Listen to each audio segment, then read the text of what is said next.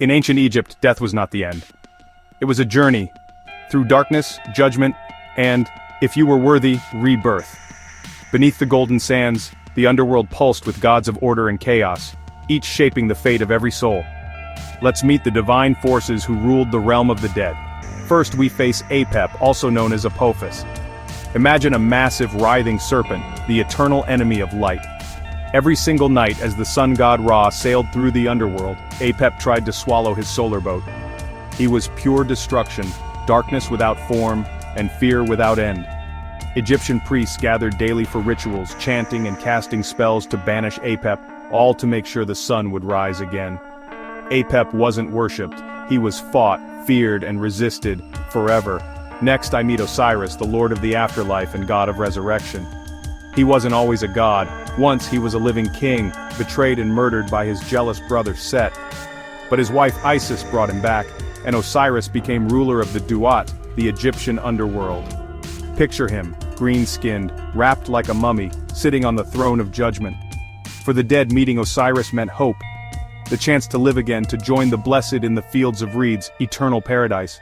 But before you reached Osiris, you had to meet Anubis, the jackal-headed guardian of the dead. He guided souls, watched over tombs, and he was the first embalmer, preserving Osiris himself. Anubis weighed your heart against the feather of Ma'at. If your heart was pure, rebirth awaited. If not, well, that's where things got scary. Anubis wasn't cruel. He was calm, fair, and protective. A watchful guide standing between this world and the next. But what if your heart was heavy with sin? Enter Ammut, the devourer of the dead.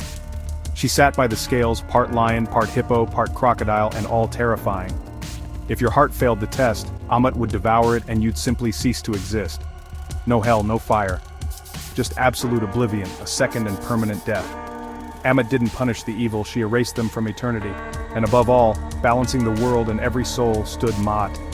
She was the goddess of truth, justice, and cosmic order. In the afterlife, a single feather from her crown was placed on the scales. Ma'at wasn't just an idea, but a way of life. Living with Ma'at meant harmony, defying her invited chaos. The pharaoh ruled in her name. Priests spoke in her truth. Souls were judged by her weight. Without Ma'at, nothing could exist. In the Egyptian underworld, death was a trial, a test of truth against chaos, of light against destruction. With Osiris to judge, Anubis to guide, Ammut to devour, and Ma'at to balance, each soul faced its eternal fate, while Apep slithered below, always waiting to strike. The afterlife wasn't feared, it was prepared for.